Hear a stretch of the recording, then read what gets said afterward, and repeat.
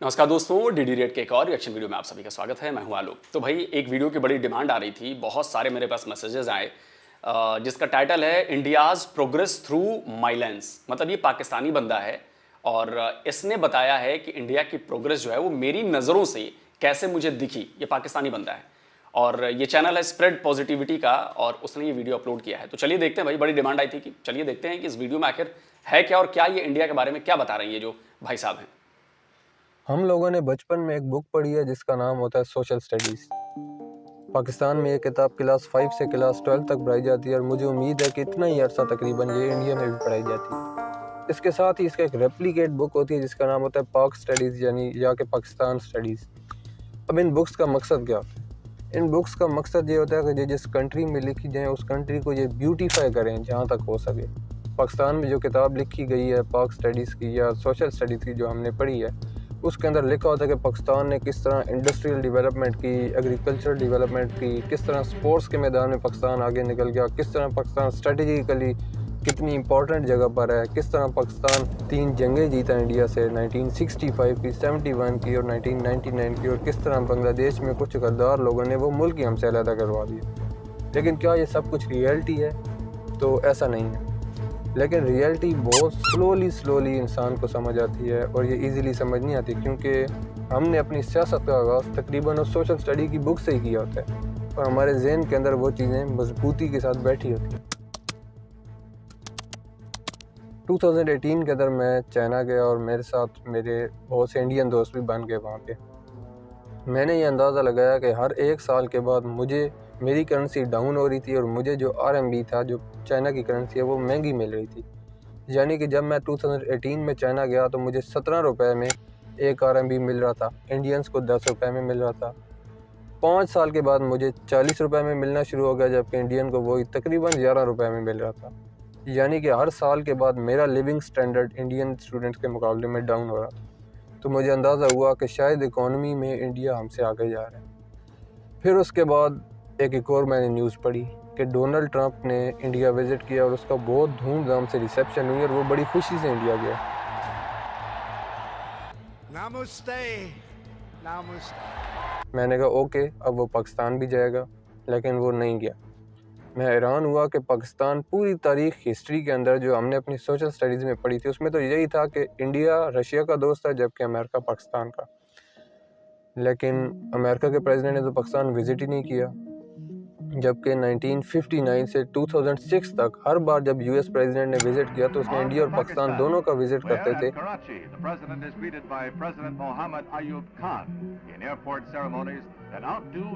और वो पाकिस्तान को ज़्यादा इंपॉर्टेंस देते थे क्योंकि जो इंडिया था वो तो रशिया के साथ मिला हुआ था। तो और इंडिया की जो इकॉनमी थी वो भी इस तरह ओपन नहीं थी जिस तरह अमेरिका और वेस्टर्न कंट्रीज़ चाहते थे, क्योंकि इसकी ज़्यादातर इंडस्ट्रीज़ गवर्नमेंट के अंडर थी, जबकि जो इनफॉर्मल इकॉनमी थी वो प्राइवेट सेक्टर में थी, लेकिन वो इतनी मजबूत ही नहीं थी। और शायद इसी वजह से इंडिया उस दौर के अंदर इतनी तरक्की भी नहीं कर सका था, क्योंकि उस दौर के अंदर पाकिस्तान इंडिया से वाकई आगे था। तो जो अमेरिकन थे वो इंडिया को इतनी इंपॉर्टेंस भी नहीं देते थे, यहाँ तक कि 1971 के अंदर जब उससे पहले बांग्लादेश और पाकिस्तान के दरमियान कुछ मसले चलना शुरू हुए, ईस्ट और वेस्ट पाकिस्तान के दरमियान, तब कई कंट्रीज़ ने अमेरिका को कहा कि आप पाकिस्तान पर नज़र रखें, लेकिन अमेरिका ने कहा मैं नज़र नहीं रखता। क्यों? क्योंकि वो उस टाइम पाकिस्तान के बहुत अच्छे दोस्त थे। उस दौर का जो था प्रेसिडेंट रिचर्ड निक्सन, वो बिल्कुल इंपॉर्टेंस नहीं देता था इंडिया को। उनका जो सेक्रेटरी ऑफ स्टेट था हेनरी किसिंजर, उसने तो इंदिरा गांधी और इंडियंस के बारे में बहुत बुरी बातें की हैं, जो आप पढ़ भी सकते हैं, जो बाद में लीक भी हो गई। तो वो उस टाइम इंडिया को इंपॉर्टेंस इतनी नहीं देते थे, पाकिस्तान को देते थे। लेकिन अब रियलिटी डिफरेंट थी। मैंने पढ़ा कि बराक ओबामा ने भी इंडिया विज़िट की है। अच्छा, वीडियो बड़ा खूबसूरती से ये इन्होंने बना रहे हैं और बड़ा अच्छा नरेट कर रहे हैं और ये कार्टून वाले शायद अपनी पहचान छुपाना चाहते हैं, क्योंकि जाहिर सी बात है जब आप सच बोलते हो तो पाकिस्तान में आपके दुश्मन बहुत ज़्यादा हो जाते हैं। जो ये बात कही ना रिचर्ड निक्सन की और किसिंजर की, तो ये बात वाकई बिल्कुल सही है, इसमें कोई गलत बात नहीं है। लेकिन यकीन मानिए कि उस समय इंदिरा गांधी ने जो निक्सन को जवाब दिया था ना, उस जवाब ने निक्सन को और फ्रस्ट्रेट कर दिया कि अमेरिका की बात को इंडिया जैसी थर्ड वर्ल्ड की कंट्री कैसे ऐसे कर सकती है। तो आप लोग, खैर वो क्लिप में दिखा नहीं सकता, वो चीज़ें मैं बता नहीं सकता क्योंकि यूट्यूब कॉपीराइट स्ट्राइक आ जाएगा, लेकिन आप लोग पढ़ सकते हैं जाके गूगल पर और बाकी चीज़ों पर, वो वीडियो भी देख सकते हैं जब इंदिरा गांधी ने बोला था। और मुझे याद है कि पाकिस्तान में तब जब 71 वाली वॉर शुरू हुई तब बड़ा ज़ोर शोर से कहा गया कि जी वो निक्सन ने भेजा है, 7वां बेड़ा भेज दिया है, अब तो पाकिस्तान की मदद के लिए अमेरिकी सेना आ रही है और ये हो जाएगा और वो हो जाएगा। हम ये समझ रहे थे कि इंटरनेशनल वो आ जाएंगी और सिक्योरिटी काउंसिल में आ जाएगा और हेल्प आ जाएगी और इंटरवेंशन आ जाएगी और ये मामला रुक जाएगा इस तरह के लिए, और ये होता रहा आखिर वक्त तक कि वो 6 फ्लीट आ रहा है और मूव हो रहा है, और ये सब झूठी बातें, ये सब गलत बातें, और कौम को भी धोखे में रखना और अपने फौजी और अपने लोगों को धोखे में रखना। और वो सब फुस हो गया, बांग्लादेश अलग हो गया, बांग्लादेश नाम की नई कंट्री बन गई, पूर्वी पाकिस्तान डूब गया इन द सेंस कि मतलब पाकिस्तान के हाथों से छूट कर निकल गया, वो खुद मुख्तार हो गया वो। तो उसके बाद भी आज तक लोगों को समझ नहीं आया कि जी अमेरिका ने कैसे उनको बेवकूफ़ बनाया। खैर वक्त की बात है। फिर डोनाल्ड ट्रंप ने भी इंडिया विजिट किया। फिर जो बाइडन जब आया तो उसने भी पाकिस्तान के वाइस प्रेसिडेंट को कॉल तक नहीं की। हम तो कई अरसा इंतजार करते रहे कि वाइस प्रेसिडेंट हमें कॉल करेंगे, लेकिन उन्होंने हमें कॉल भी नहीं की। वाशिंगटन में अमेरिकी सफारतखाने में एक अमेरिकी मैगजीन को इंटरव्यू में मोईद यूसुफ ने कहा कि पाकिस्तान जैसे अहम मुल्क के वजीर आजम को अमेरिकी सदर का फ़ोन ना करना समझ से बालातर है। इवन कि उन्होंने तो पाकिस्तान के खिलाफ कहा कि मुझे लगता है कि ये दुनिया में मोस्ट डेंजरस नेशन है, जबकि इंडिया के बारे में उन्होंने बहुत खुशी से राय दी, अच्छी राय दी। फिर इंडियन के साथ लोग बहुत अच्छे थे, मगर उनकी कॉल ना करने की वजह भी थी। पाकिस्तान हमेशा अमेरिका की इमदाद पे बैठा रहा। पाकिस्तान ने खुद इतनी ज़्यादा तरक्की की भी नहीं थी सारे अरसे में। उसको लगता था कि अगर उस पर अटैक होगा तब भी ये सारे मुल्क उसकी मदद के लिए आ जाएंगे, और अगर उसको पैसों की ज़रूरत होगी तब भी ये सारे मुल्क उसकी मदद के लिए आ जाएंगे। और वही चीज़ पाकिस्तान के जिस्म के अंदर अब तक बैठी हुई है, जिसको हमेशा यही लगता है कि मेरे दोस्त मेरी मदद कर देंगे तो मुझे खुद तरक्की करने की क्या ज़रूरत है। आज भी पाकिस्तान सऊदी अरब, चाइना और इन कंट्रीज़ पे बैठा हुआ है। उस टाइम भी पाकिस्तान इन्हीं सारे कंट्रीज़ पे बैठा हुआ था कि ये मेरी मदद कर देंगे। लेकिन जो ही अमेरिका को पाकिस्तान की ज़रूरत नहीं रही, उन्होंने पाकिस्तान को कॉल तक नहीं की। विज़िट करना तो दूर की बात है। लेकिन इंडिया का जो ताल्लुक़ था रशिया से वो डिफरेंट था। इंडिया इस तमाम अरसे के अंदर ख़ुद भी तरक्की करता रहा। शुरू में तो उसकी इतनी तरक्की नहीं हुई क्योंकि जो उसकी इकॉनमी थी वो कैपिटलिस्ट नहीं थी इतनी ज़्यादा, बल्कि वो थोड़ी बहुत सोशलिस्ट टाइप थी कि हुकूमत के अपने कंट्रोल में सारी बड़ी इंडस्ट्रीज थी और सारे बड़े शोबे हुकूमत के कंट्रोल में थे। लेकिन उसका एक फ़ायदा हुआ कि उससे हुकूमत की जो थे इंडस्ट्रीज़ और हुकूमत के जो सेक्टर्स थे वो इनफिल्ट्रेट कर गए पूरे कंट्री के अंदर। तो बाद में जब इकॉनमी कन्वर्ट हुई कैपिटलिज्म के अंदर, तकरीबन ओपन इकॉनमी के अंदर, तो उसका हुकूमत को ये फ़ायदा हो कि ऑलरेडी उसके सेक्टर्स मौजूद थे पूरे कंट्री के अंदर, उन्होंने अच्छी तरह इन्फिल्ट्रेट कर चुके थे। तो इंडिया और जो रशिया का रिलेशनशिप था वो तो म्यूचुअली बेनिफिशियल था। दोनों को जब फ़ायदा होता था तो वो काम करते थे। पाकिस्तान और अमेरिका का इस तरह का रिलेशनशिप नहीं था, बल्कि पाकिस्तान डिपेंडेंट हो गया था अमेरिका पे। आज तक ये कई कंट्रीज़ पे डिपेंडेंट है। फिर एक और रियलिटी भी मेरे सामने ब्रेक हुई। जो ही पाकिस्तान के अंदर इस अरसे के अंदर सर्दियाँ आना शुरू होती हैं तो पाकिस्तान के अंदर गैस नहीं होती। सबको पता है कि 2009 के अंदर 2009 के अंदर पाकिस्तान और ईरान ने गैस पाइपलाइन बिछा ली थी, लेकिन अमेरिका ने बाद में सैंक्शन लगा दी ईरान पे कि आप ईरान से कुछ भी नहीं ख़रीद सकते, ना ही तेल ना ही गैस। लेकिन इंडिया जिसने ईरान के साथ ना कोई गैस पाइपलाइन है, ना तेल के लिए कोई डायरेक्ट तेल आ सकता है क्योंकि बॉर्डर कनेक्ट नहीं है, इंडिया की अमेरिका के साथ फ्रेंडशिप इतनी अच्छी होगी कि अमेरिका ने इंडिया को अलाउ कर दिया कि आप ईरान से ख़रीद सकते हैं। पाकिस्तान जिसके पास गैस है ही नहीं, जिसके लोग रात को ठंड में सोते हैं, उसको अलाउ नहीं किया कि आप ईरान से गैस खरीदें, इंडिया को अलाउ कर। मैं इंडियन स्टूडेंट्स को जो मेरे दोस्त हैं उनको अक्सर बताया करता था कि यार लंदन का जो मेयर है सदीक खान, वो तो पाकिस्तान। अच्छा, इसका मैं अपडेट दे दूं आपको। शायद बता चुका हूं पिछले कई वीडियोस में, लेकिन आप लोगों को शायद अपडेट मिला नहीं होगा कि उस जो गैस पाइपलाइन थी ईरान और पाकिस्तान के बीच में, उससे पहले उसमें इंडिया भी था, लेकिन पाकिस्तान की चालाकियों, पाकिस्तान ने उसमें खुरपेच करना शुरू किया, तो इस वजह से इंडिया ने अपना हाथ पीछे कर लिया। बाद में ये डील ईरान और पाकिस्तान के बीच हो गई। मज़े की बात यह है कि ईरान ने अपनी सीमा तक, मतलब पाकिस्तान की सीमा तक पाइपलाइन बिछा दी है, उसने अपनी इन्वेस्टमेंट कर दी है, सब कुछ कर दिया है। वहाँ से तो भाई पाकिस्तान को बिछानी थी, और ज़्यादा दूरी जो है वो ईरान की थी, पाकिस्तान को कम दूरी तक शायद करनी है, या ईरान की ज़्यादा, एग्जैक्ट मुझे याद नहीं आ रहा। खैर जो भी हो, उसमें क्या हुआ कि अब पाकिस्तान डर गया, बोले कि अरे यार ये ऐसा कैसे करें, ऐसे कैसे करें। अब तो इमदाद, भाई जाहिर सी बात है कि जब आप एड ले रहे हो, पैसे डॉलर फेंके जा रहे हैं अमेरिका की तरफ से, आप उसके खिलाफ क्यों करोगे, जबकि आपके आवाम के लिए बहुत फायदेमंद होता है ये गैस पाइपलाइन।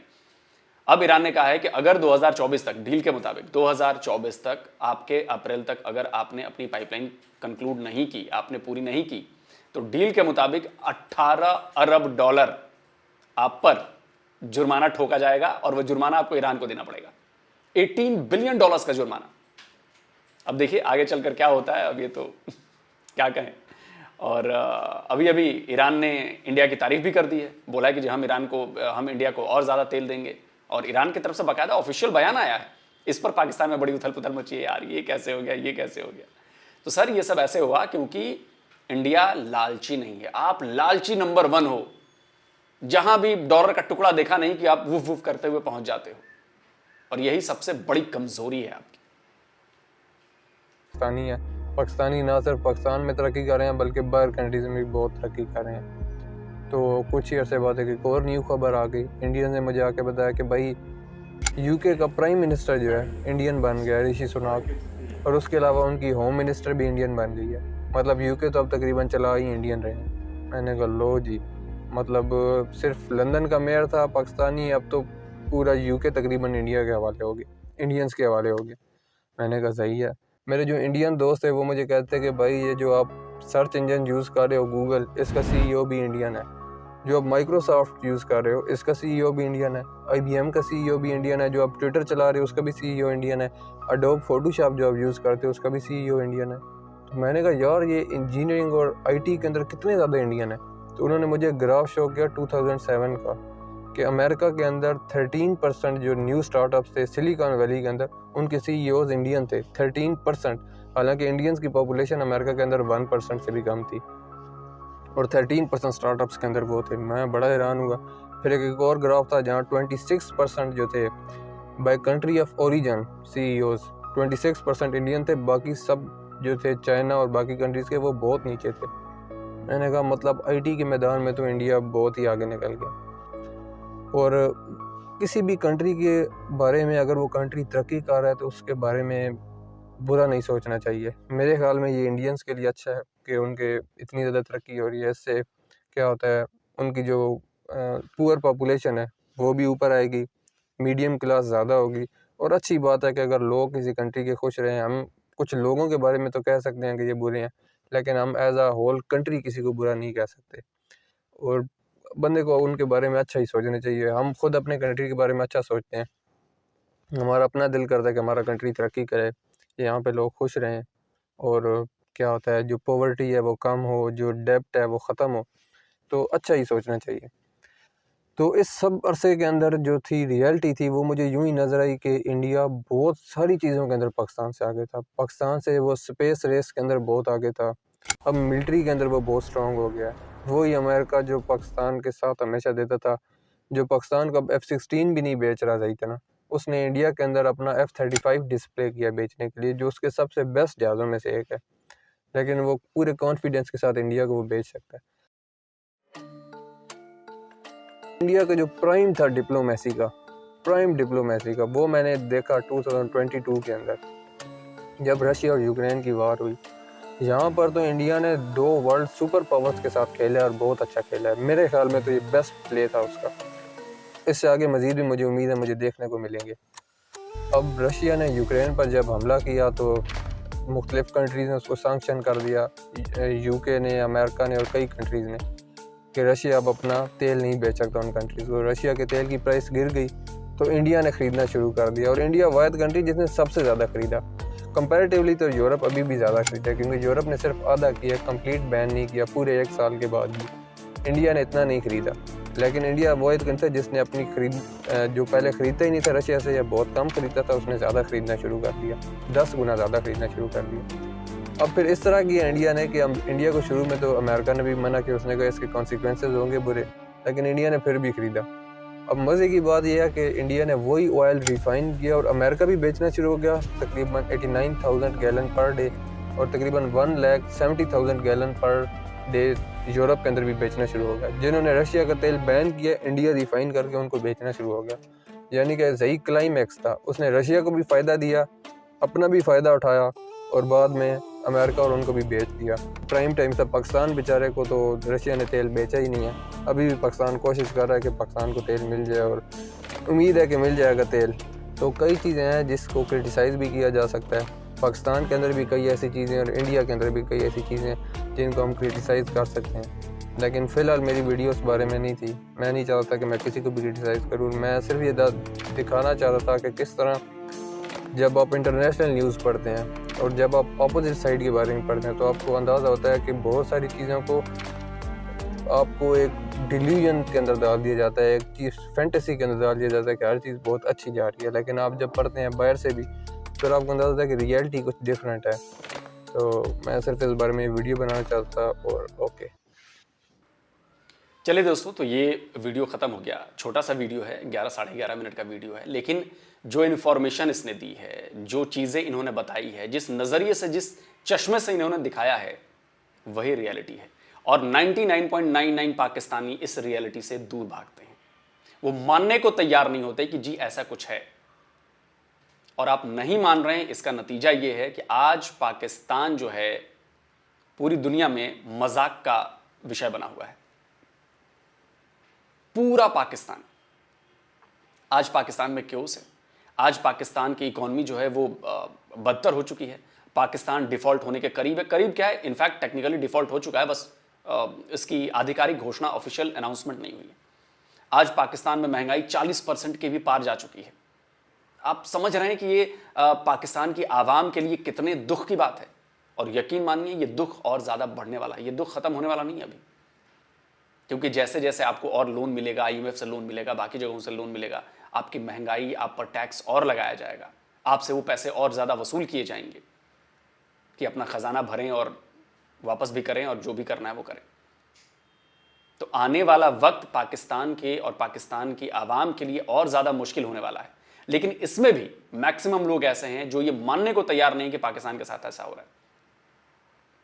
वो मानने को तैयार नहीं कि 75 ईयर्स में जो कुछ भी उन्होंने इंडिया के खिलाफ हेटर्ड, हिंदुओं के खिलाफ हेटर्ड, यहूदियों के खिलाफ हेटर्ड जो भरी है अपने बच्चों के जहन में, उसका रिजल्ट अब सामने आने लगा है। और वो रिजल्ट पाकिस्तान की तबाही के रूप में दिख रहा है। लेकिन खैर, इससे आपको क्या फर्क पड़ता है। आपका मुल्क कलमे की बुनियाद पर बना है और चल रहा है और चलता रहेगा ऐसे ही। तो आपको भुखमरी मुबारक हो, आपको बेईमानी मुबारक हो, आपको धोखाधड़ी मुबारक हो, आपको क्राइम मुबारक हो, सब कुछ आपके मुबारक हो। आपके देश की चीज़ें हो रही। बाकी आप कहते रहिए कि जी इंडिया में मुसलमानों पर बड़ा जुल्म होता है। आपके यहाँ जो जुल्म हो रहा है वो किस पर हो रहा है और कौन कर रहा है, इसका जवाब मुझे दे दीजिए। तो जल्द मिलता हूँ एक और नए वीडियो के साथ। नमस्कार, जय हिंद।